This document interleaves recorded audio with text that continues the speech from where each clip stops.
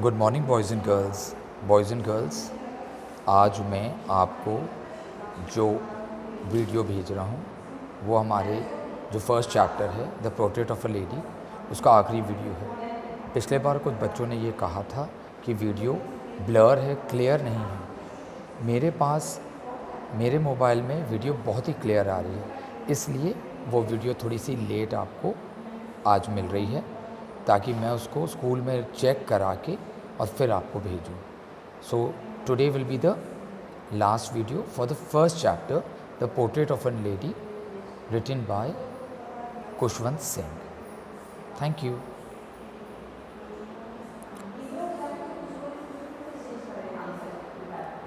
Dear boys and girls, आपको याद होगा कि पिछले बार हमने कहाँ पर कंप्लीट किया था। We finished till the grandmother coming and being very close to the boy. Okay, now we'll start from here. Even on the first day of my arrival, her happiest moments were with her sparrows. तो पिछली बार जैसे हमने देखा था कि जो लड़का है वो 5 साल बाद after 5 years he comes back home and he sees that his grandmother also came to receive him on the station, but then she was as usual. She looked same as she was 5 years ago. And now when this boy has come back after completing his studies, Khushwant Singh, when he comes back, then what happened? Even on the first day of my arrival, her happiest moments were with her sparrows, whom she fed longer and with frivolous rebukes. Now, what is frivolous rebukes? Not having any serious purpose, light-hearted. Okay, means not being much cared about, not taking much care of. Now, rebukes is like trying to disapprove of something or someone. Okay, just passing remarks. Frivolous rebuke means scolding somebody. किसी को प्यार से डांटना उसको frivolous rebukes कहते हैं.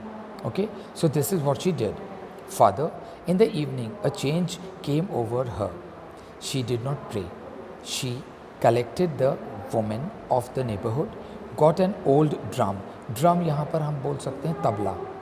Okay, और ये किस टाइप का तबला? ढोलक जिसको हम कहते हैं, जो हम पूजा पाठ भजन संगीत में जो इस्तेमाल करते हैं ढोलक, ये ड्रम, उसके बारे में बात करें. And started to Singh.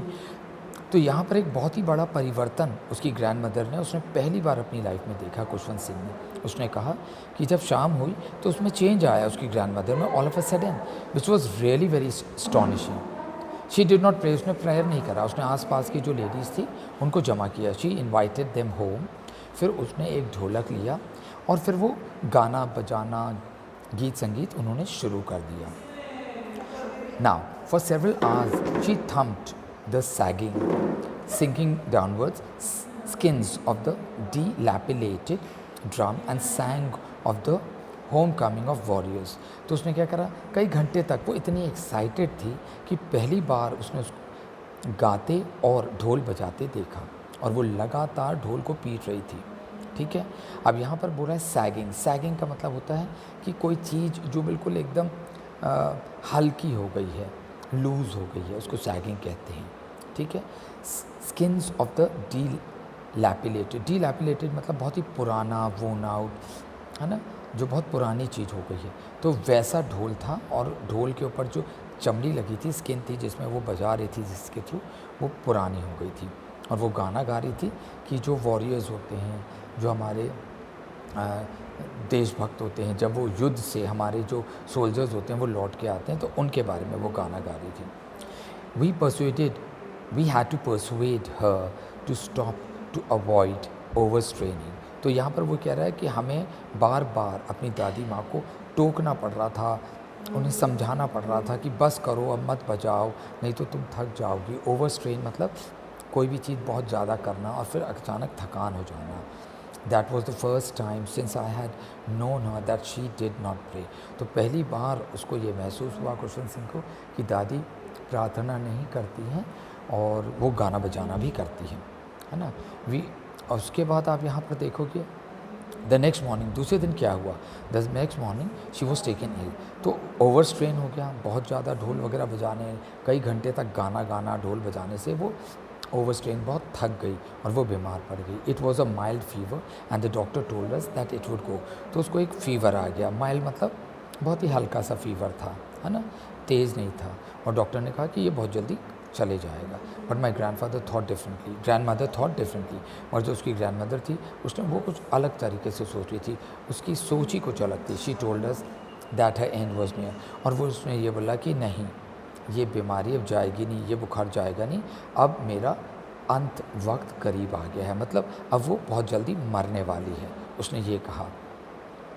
She said that since only a few hours before the close of the last chapter of her life, she had omitted to pray.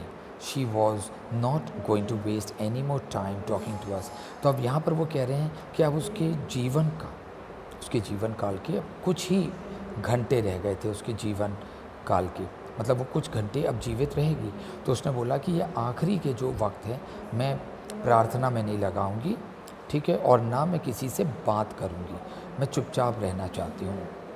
Omitted का मतलब होता है, मतलब अपने आप को बिल्कुल अलग कर देना, है ना, और किसी को अपने से दूर कर देना, ठीक है।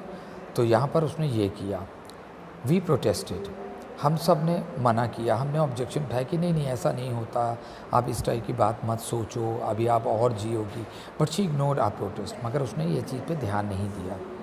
शी ले peacefully in bed praying and telling her beads. अब वो चुपचाप से बिल्कुल लस्त होकर अपने बिस्तर में सीधे लेटी रही, और वो अब उसके जो हाथ में जो माला थी वो जाप कर रही थी उस माला की, है ना।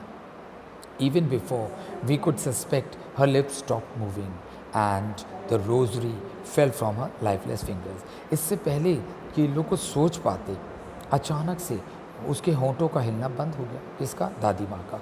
और जो हाथ में उसकी जो माला थी वो उसके हाथों से गिर गई, और उसके हाथ में कोई जान ही नहीं थी। क्यों? क्योंकि अब वो मर चुकी थी। अ पीसफुल पैलर मतलब बहुत शांत उसका चेहरा दिख रहा था, और उसके चेहरे का जो रंग था वो फीका पड़ गया था, क्योंकि वो अब इस दुनिया में नहीं रही। दादी माँ मर चुकी थी। Spread on her face and we knew that she was dead. तो इस तरीके से दादी माँ के जीवन काल का अंत हो गया और वो मर जाती है, और मरने से पहले उसे ये बात मालूम था। We lifted her off the bed and, as is customary, laid her on the ground and covered her with a red shroud. After a few hours of mourning, we left her alone to make arrangements for the funeral. तो अब क्या हुआ, जैसे उसकी मौत हो गई, मतलब वो मर गई, तो एक कस्टम था, एक ट्रेडिशन था कि उसको बिस्तर से उठा के ज़मीन पे लिटा दिया, और उसकी जो शरीर था, उसकी जो मृत शरीर था, उस पर एक लाल कलर के कपड़े से उसको ढक दिया गया, ओढ़ दिया गया।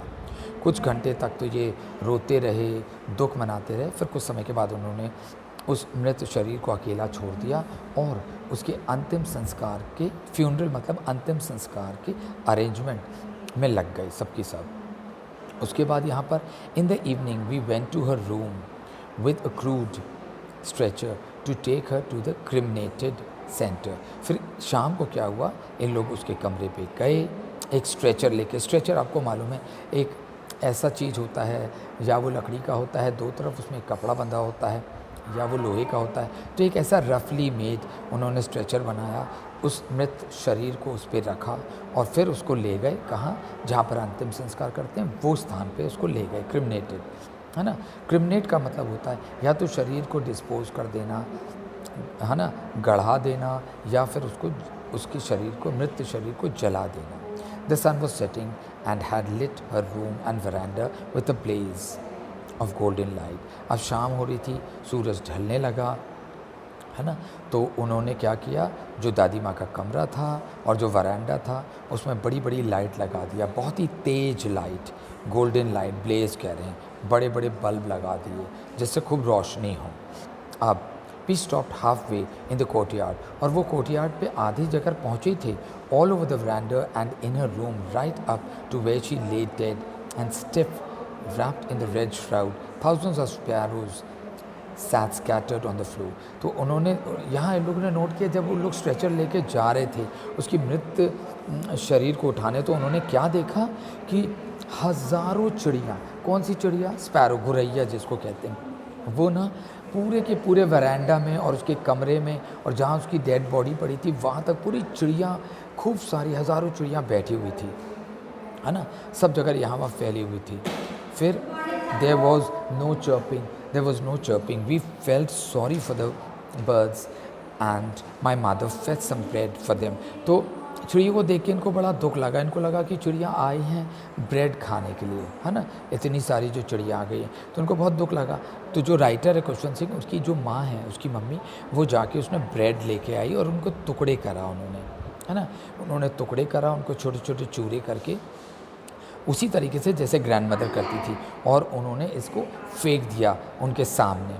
The sparrows took no notice of the bread, और जो चिड़िया थी उन्होंने, किसी ने भी ब्रेड क्रम्ब की तरफ नहीं देखा, उन्होंने ध्यान ही नहीं दिया, क्योंकि वो खाने नहीं आई थी, वो अपनी श्रद्धांजलि देने आई हुई थी, है ना, वो श्रद्धांजलि देने आई हुई थी वो दादी माँ को, क्योंकि चिड़ियों को ये एहसास हो गया था कि जो दादी माँ हैं, जो उनको ब्रेड दिया करती थी, अब वो इस दुनिया में नहीं रही, वो मर गई हैं, इसलिए वो उनको देखने आई हुई थी। When we carried my grandmother's corpse, dead body off, they flew away quietly. और जब इन्होंने वो मृत शरीर को स्ट्रेचर पे उठा के ले गए, तो सारी की सारी चिड़ियाँ चुपचाप बिना कुछ खाए वहाँ से उड़ गए। Next morning the sweeper swept the bread crumbs into the dustbin. और दूसरे दिन क्या हुआ, जो स्वीपर था, जो क्लीन करने वाला था, वो आया और उसने पूरे जितने भी ब्रेड डाला हुआ था, चिड़ियाँ तो खाई नहीं क्योंकि वो खाने आई नहीं थी, तो वो पूरा का पूरा ब्रेड का जो चूरा था, टुकड़े थे, उसको उठा के उसने डस्टबिन में फेंक दिया। तो अब यहाँ पर हम ये देख सकते हैं कि किस तरीके से यहाँ पर ख़त्म होता है, ठीक है, ये हमारा लेसन। तो यहाँ पर हमारा लेसन ख़त्म होता है। इस लेसन से हमने ये सीखा कि किस तरीके से जो खुशवंत सिंह था और जो उसकी दादी थी, वो किस तरीके से उनके रिलेशन थे, और दादी के किस तरीके से रिलेशन थे स्ट्रे डॉग से, और शहर में जब वो आई तो चिड़ियों से किस तरीके से उन्होंने अपना रिलेशनशिप बनाया था। और दादी का जो एटीट्यूड था वो बिल्कुल डिफरेंट था, ठीक है ना। इसलिए यहाँ पर portrait of an old lady कहा गया है कि एक ओल्ड लेडी, क्योंकि खुशवंत सिंह ने जब भी उन्हें देखा तो वो हमेशा एक ओल्ड लेडी के तौर पे ही उन्हें दिखाई दी, कभी वो यंग नहीं थी उनकी नज़र में, ठीक है। और यहाँ पर we can also notice the relationship between the two. Okay, so here we end with our first chapter, and I'm sure this time you would be able to see all the details of the chapter in written very clearly. So thank you so much for today's time. Very soon I'm going to be sending you all the question answers and we take up the next chapter. Okay, thank you so much for now. Take care. Bye bye.